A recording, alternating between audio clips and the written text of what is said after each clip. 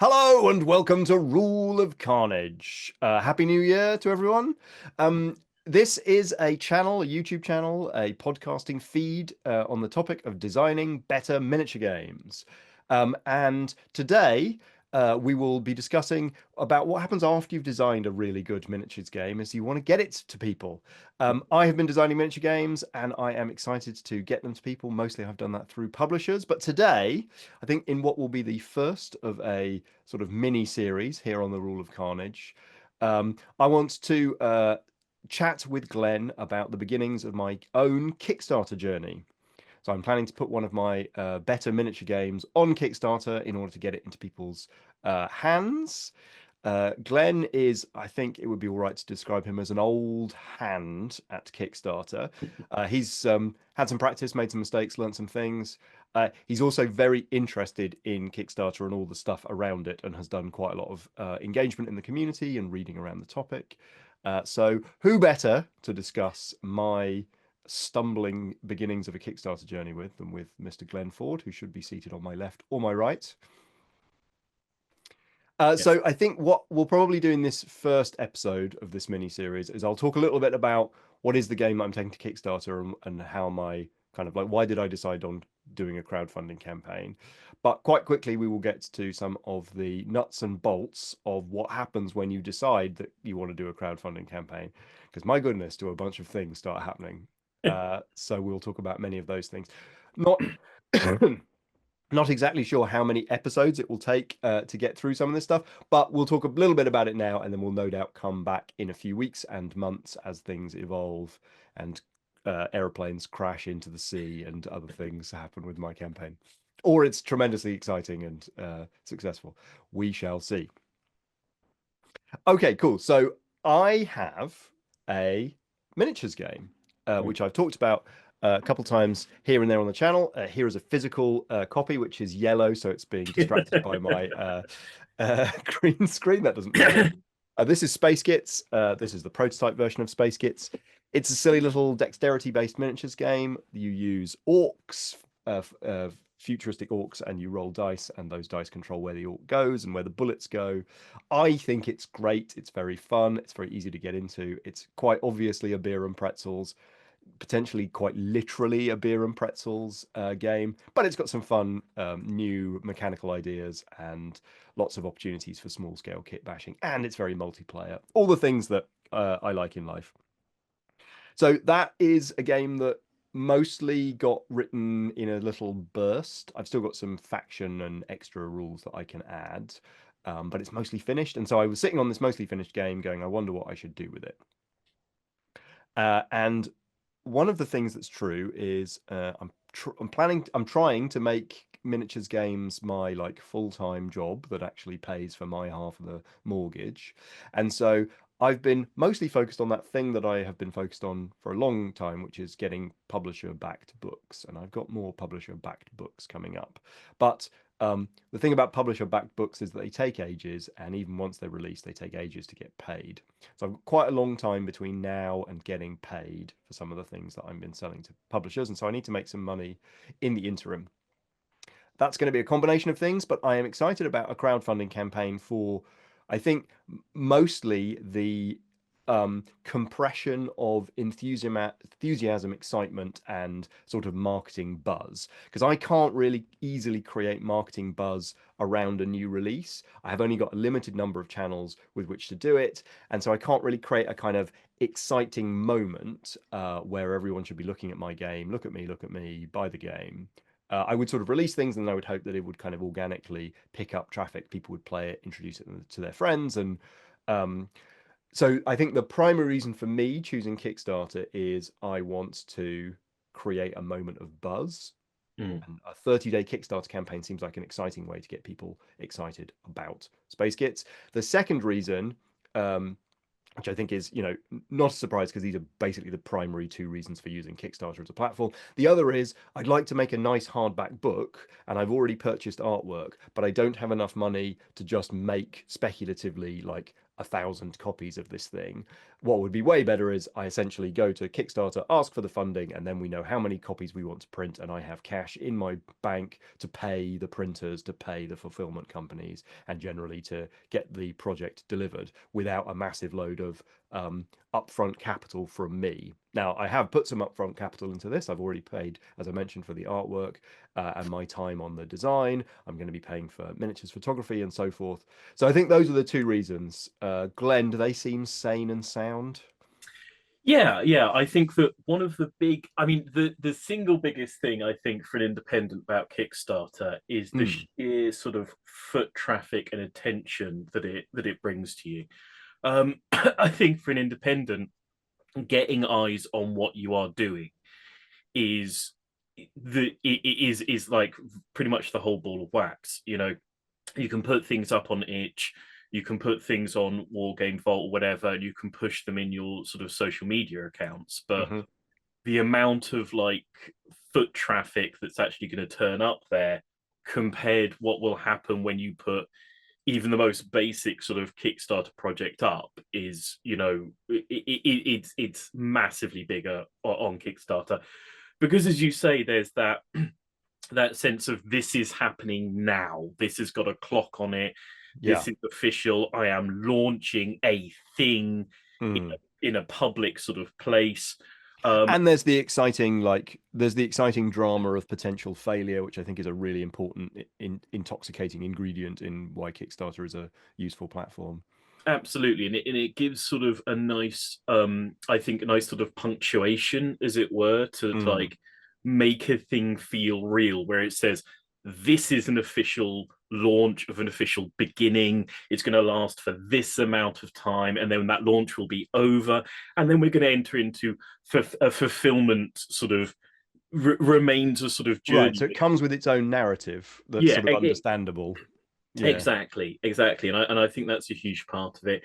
And yeah, obviously the upfront funds of being able to say, you know, budget, figure out how much something is going to cost, and be able to cover that before you hit print, you Mm. know, on copy one is again obviously massive for an independent. You know, and I think that's also probably my third reason actually when I think about it is that it's a forcing function to have structured thought and structured planning in a way that like if I was going to just do this myself through my own sort of meandering process, maybe I wouldn't do as much work on doing the planning, or maybe I wouldn't be as thorough with the calculation on the spreadsheet or stuff. So I think that there's a forcing function for me as well as for the audience, which is quite valuable.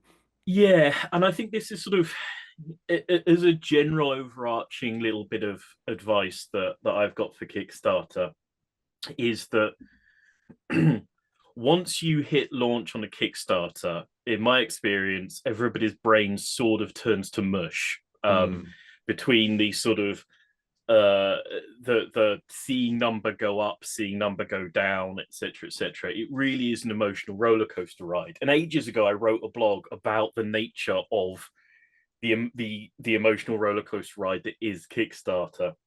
um and weirdly, I got a certain amount of pushback from people being like, well, if you can't handle it, you shouldn't be on Kickstarter. And I think that's a very sort of unhelpful thing, especially for a small independent creator. It's generally an experience you won't have gone through before. And the point of my advice here is like make as many decisions and choices as you can before the Kickstarter.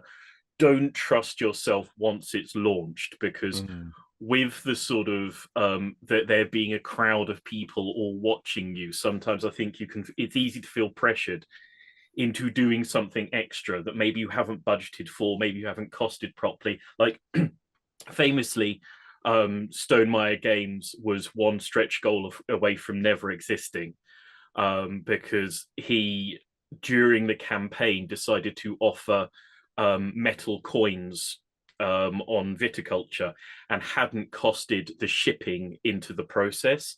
mm. And he realized afterwards he never reached that stretch goal, but if he had have done, the shipping would have bankrupted him and Stonemeyer Games would literally never have existed. And Yeah. it's like if Jamie Stegmaier can sort of fold under that pressure to do something ill-considered, I think any of the rest of us are more than capable of doing so. And so, like, my first piece of advice is cost anything you're going to do before the Kickstarter, and don't do anything you didn't cost before the Kickstarter. And I'd extend that also into one of the things I try to do for Kickstarter, and again, this is a sort of a bit of a general advice, is to try and plan out a minimum number of updates before the Kickstarter launches. It's lovely to be able to do, like, we've reached this level, we've got this many backers, we've got this much money sort of updates, but you don't know when they're going to come, you don't know what sort of rhythm they're going to give. What you can do is plan out updates of, here's me talking about this particular bit of development, here's this I got a video from like an influencer, and I've asked them to hold it back, and I can put that video up in the middle of the campaign. So you can plan out, if it's a 30-day campaign, you can plan out like 4 or 5 like pre-written sort of pre-planned updates, you know, whatever, write them out in Word or something and save them on the desktop, so that you know, okay, at this period, 5 days after launch, 10 days after launch, whatever, I've got this thing waiting to do a little, like, boop, here's a thing that's happened, here's a little bit of way of building momentum. And famously, like, for whatever reason, you can't post the FAQs on a Kickstarter until you hit launch. So one good piece of advice is to have a bunch of FAQs written so that you can hit launch, and then, like, within the first hour, load up these things, because, like, getting on top of the comment section in the first 72 hours is an important thing to be able to do. And whichever time zone you're in, you're not going to be in the time zone of all the backers.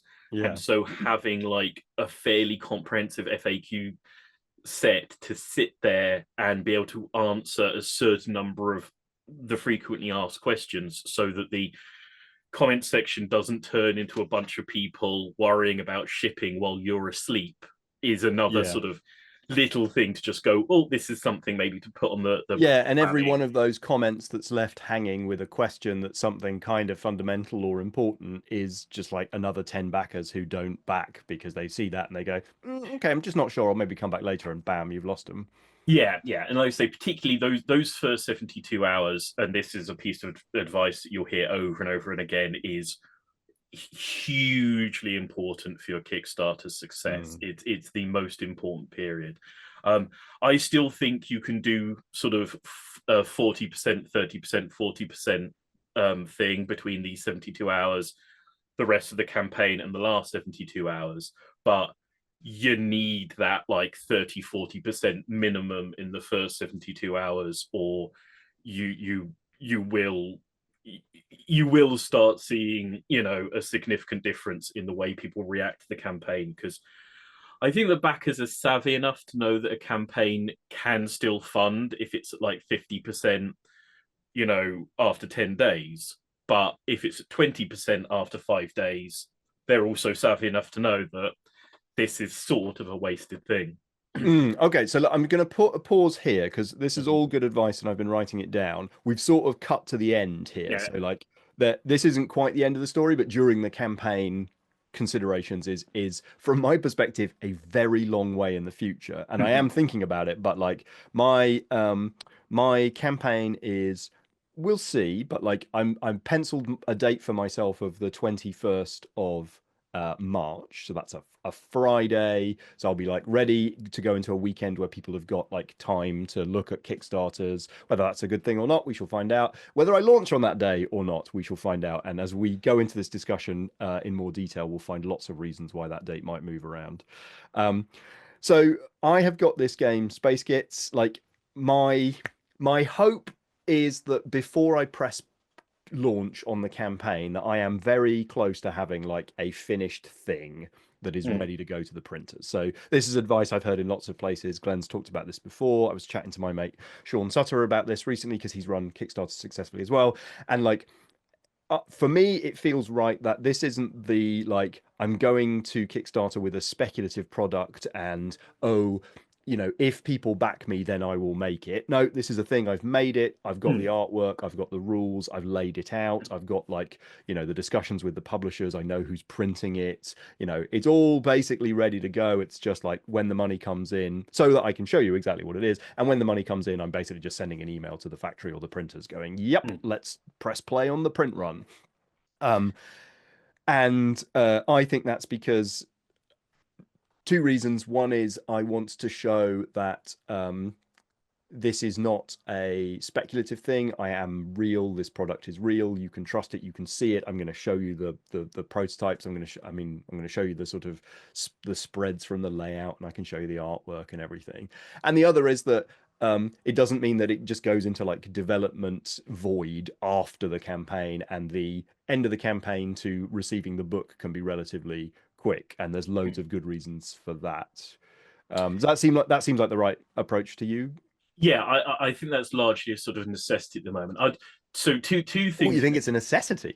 I think so, and I'll say why in a second. But because there's sort of two things you mentioned there. I want to have a very quick comment on the first one. Please. Actually, talking about when to launch, Oh, yeah, yeah. because that is something where you can find yourself a lot of internet armchair advice on.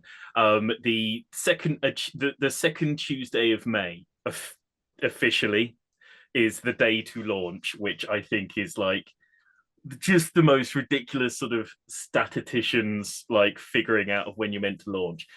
My best Also, that's now the busiest today. So maybe that is well, now the best day because everyone goes on the second Tuesday of May to find out what's going on. well, this is so like I won't go into too much of a sort of side thing here, but there is an interesting like history of commentary on Kickstarter launch days, and like way back when in the early days, it was Saturday, and all the stats showed that Saturday was the best day. Hmm. But Saturday, in my opinion, Saturday's kind of obviously a good day. Everyone's off from work, they've got time to browse, etc., etc.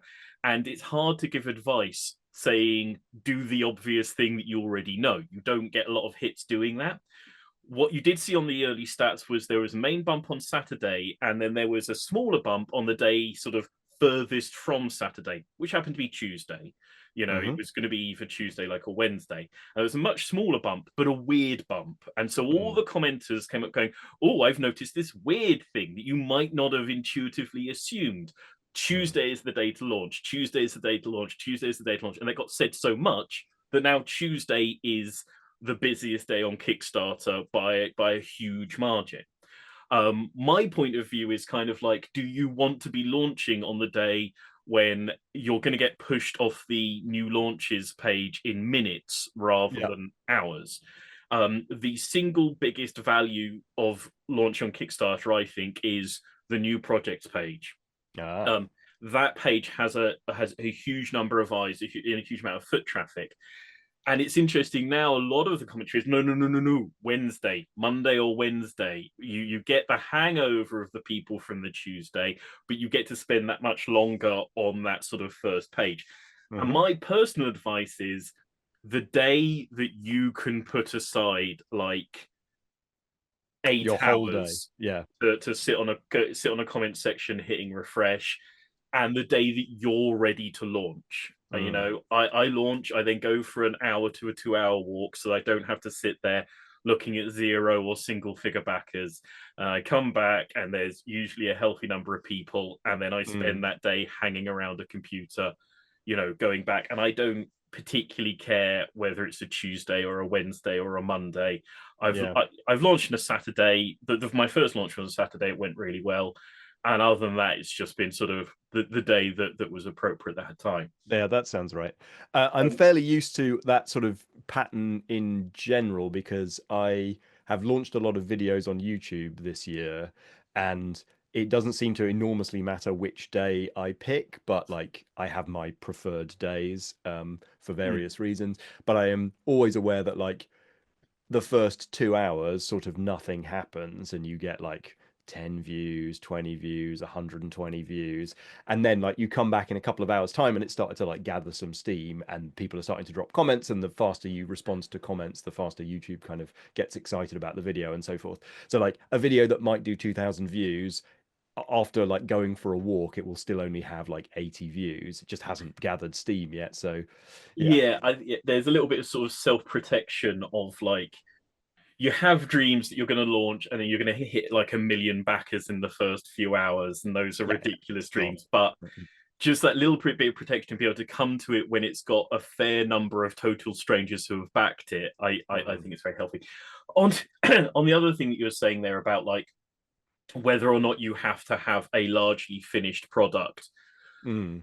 I think there was a day when you could come to the game section of Kickstarter with an idea and as something that is largely unfinished. Like the first Kingdom Death campaign famously was just a guy going, oh, I've got a drawing of a thing. I think it's going to be cool, and it took off. The game section of Kickstarter is different from all the other sections of Kickstarter now, maybe with the exception of the tech section of it. And it's much more professional and serious, and it has savvy, educated backers who have seen plenty of projects go past. And Mm. I think at this point, you now need to come to a game Kickstarter with a project that is like 95% done as a minimum. Mm. There's a lovely sort of I don't know, an idea of a story of this is a shared thing between the creator and the backers, and you can get feedback and you can grow and develop the game as it goes along. And that isn't true. It isn't true anymore. I think it hasn't been true for a good long while. Mm. Um, And I think that that can be true in other platforms. So I think, you know, my journey on YouTube, my journey on Patreon, like, you know, community building on Facebook and Discord, like those are all very fine places to have that sort of relationship with your audience. absolutely, there are tons of places But like it's like it's just too financially risky and too reputationally risky to sort of have that sort of flapping about at this point at the Kickstarter point. well, again, also, what you really want in those first 72 hours is some people turning up and going, oh, yeah, because I've play tested this on the Discord or whatever. I Oh, loved it. that's true. It's great. It does this, it does that. If you come to your Kickstarter with even just a handful of pre existing fans who come in and go, I'm so I'm here stoked that for this it. is Yeah. going to finally be a thing. That's the best advertising that you can possibly have. Somebody that isn't you Social proof. sort of boosting it up. And so having it largely tested, largely played through before the launch. And also, as you say, like Kickstarter is a very visual medium. And so being able to have layout, having images, having something Mm. people can physically look at, it is obvious. It's a massive part of it. You know, I'm on a board game geek thread. I think I've mentioned a few times before, the worst ever Kickstarters thread. And projects that have just words are a perpetual sort of feature of that thread.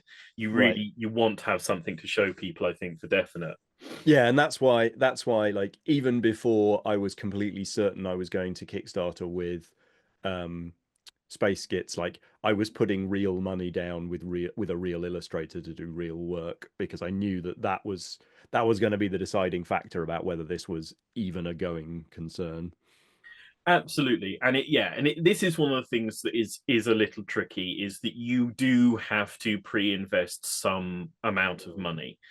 How much money is, I think, has a lot to do with what your goals are and what your intentions. And there's no problem with having a Kickstarter where you're hoping to make like $1,000 or $2,000. Not every Kickstarter has to be, I intend to make $100,000.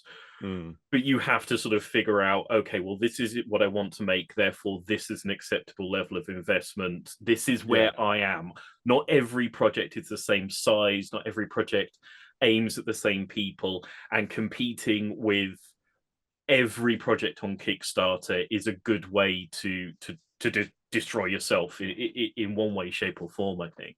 Yeah, and I think this is where we've spoken about this before about like as an indie, one of the best ways to succeed is to pick your battles and to Mm. choose a weapon that is like quicker and more nimble than, you know, fighting the big guys on their own terms. So I've chosen an illustrator and an illustration style that is like quick and sketchy and dirty and like looks kind of, you know, messy and energetic, because that's more easily affordable than choosing a highly rendered, you know, full color artistic sort of, you know, grandiose style of art, where it would be much more time consuming for an artist to execute, and it would be therefore much more expensive, Mm. and you end up like delivering an initial idea of what the fidelity of your artwork is going to be that's really hard to maintain. So instead I'm going like, no, this is like a energetic kind of gnarly punky game experience, and therefore it's going to have this kind of energetic sketchy scrappy art style. Yeah. And that's great because that means that I can provide a consistent kind of coherent visual style in a way that's just easier for me to execute and to maintain, and doesn't build sort of, it doesn't build in expectations that I then have to continue to deliver against. And that might feel like I'm sort of trying to cheese out of it, but I just don't think that's the truth. I think that like there are bigger companies with bigger art budgets and Mm. customers expect more from them. Like you couldn't get away with that kind of sketchy art style on a Magic the Gathering card. That's Yeah. great. That means that we can fight in different combat styles. No, absolutely. And one thing I think that's quite interesting, if you sort of read around and research Kickstarters, is that a few of the bigger companies have in various places posted some of their budgets and some of their things. And so it's like Thirsty Sword Lesbians, Mm, which was a very successful RPG. The guys who did that did an extremely open sort of blog post about exactly their budgeting. And they spent over, I think, 25 grand on art before launching. wow. And like, even again, Jamie Stegmaier did a blog about their blog, and even he said, like, that's quite a lot of money to invest on art, like up front. I'm not sure. He's saying, I'm not sure I would have done that back when I was doing Kickstarter. But again, Kickstarter has changed from when Jamie was Yeah. launching. But just, you know, knowing that those companies that are making like multiple hundreds of thousands of pounds on Kickstarter are putting up Mm. over the run of the campaign. Yeah, and we'll talk about advertising, I think, in and Yeah, marketing more generally in a later episode.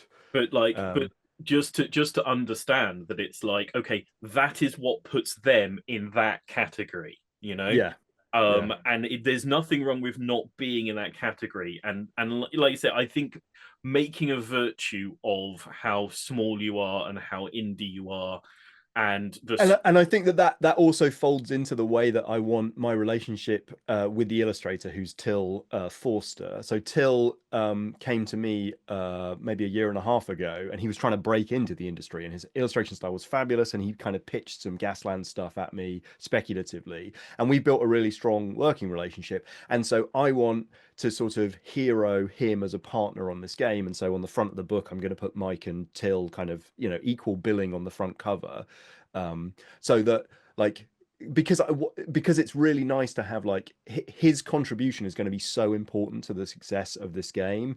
And you know, obviously his contribution is reflective of my, you know, my game vision, and you know, the briefs that I've written and the discussions that we've had. But at the same time, like, it's fun and cool to have like, well, we've made a small like band together here, and I want to like have the two photos of like who's involved, and so that you can see that there's like, you know, there's a cool partnership between words and art and all that kind of stuff. So I think that that's also part of it. It's like, it's not a game where, you know, I had so much art that I had to go to like an illustrator kind of third party provider where you like interface with a salesperson and you get some illustrations from their like stable of artists, which is a perfectly decent way of doing things. And like, if I had a game that had lots of artwork, I would probably use a service like that. In this case, because I'm working with a single artist and, you know, we're making a limited amount of art, I'm going to make a feature of that, make mm, that partnership more visible.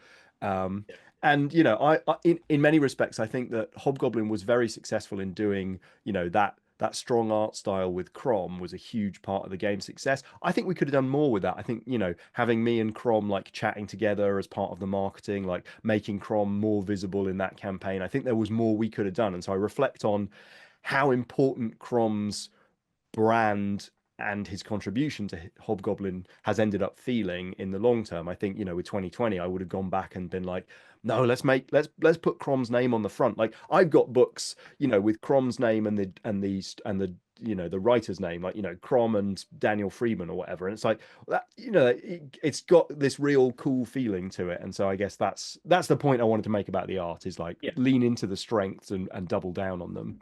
Yeah, absolutely. If you can have an artist actually on board, I mean, the elephant in the room of can having a committed artist on board particularly assist with launching a Kickstarter for a miniatures game at the moment is obviously going to be Trench Crusade, because it's like that is a game where they had, that was driven by an extremely talented professional artist, who was very much foregrounded.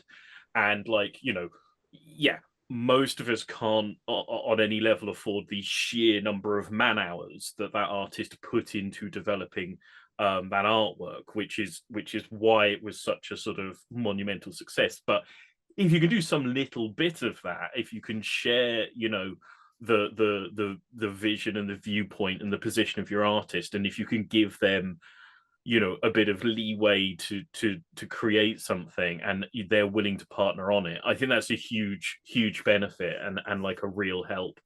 And Yeah, and getting that two-way conversation with Till has been absolutely critical. Like it's going to be the same when as I talk about the miniature painting as well. Like I'm trying to build the same relationship with the miniature painter that I'm using, so that there is artistic input, not just like me purchasing a service. Look, we probably reached a good practical break point here, on the general topic of like, why am I running a Kickstarter? How am I thinking about like why Kickstarter and the rough shape of it? I think we will come back next week and talk about some more details in the planning process of how I think about the sort of mechanisms of making the game and getting the game into people's hands as I'm setting that kind of stuff up. So, yeah, so if you wish to learn more about this Kickstarter journey, then you can click the follow button to follow here on Rule of Carnage. I'm trying to remember all the things that Glenn normally says at this point. I've managed to back myself into the exit notes. Yeah, you stepped yourself into the outro. I mean, usually I mention swinging down to the comment section. So look, if you're watching this video, you might be developing your own game, and you might be thinking of kickstarting your own game. If so, you might want to swing down to the comment section, tell us about some things you've done in the lead up to it. If you're excited about Space Gits, you can also tell us that in the comment section, which would be super lovely for Mike to hear, because he's You can also in the down below, you can find the preview campaign. What do you call it? Like there's a Kickstarter page already up. You can press the follow the landing button. page. Yeah, and that's it. That's interesting, and we won't go into that they've extended out what you can put on the landing page now. So Yeah, that's my landing page is very colorful and exciting. It has videos and images and all kinds of things you can read, but mostly a button that you can press, yes. which everyone is telling me, we'll get into this. Everyone is telling me how important it is to get 1,000 presses of that button, which seems like utter bollocks to me. But anyway, we shall get into the many further myths about Kickstarter in next episode. Yeah, no, we can get onto that in the next one, but there would be a link across to that landing page in the down below, so swing by there and give Space Gits a follow. There'll be a link across to our Discord where you can come over and talk about Space Gits, and there'll be a link over to Mike's Patreon as well as my Patreon, where you can swing by and help to support him in the lead up spending of money part of launching a Kickstarter. And it's very exciting. Spending money now and also spending future money. Ooh, lovely. Great. you can help fund the process of putting together the Space Gits Kickstarter by swinging goodbye and signing up to Mike's Patreon. Yes, please. But for now, I think from this episode of Rule of Carnage, I think that'd be a thank you and goodbye. So thank you and goodbye. Bye. Cheers, guys. Bye-bye.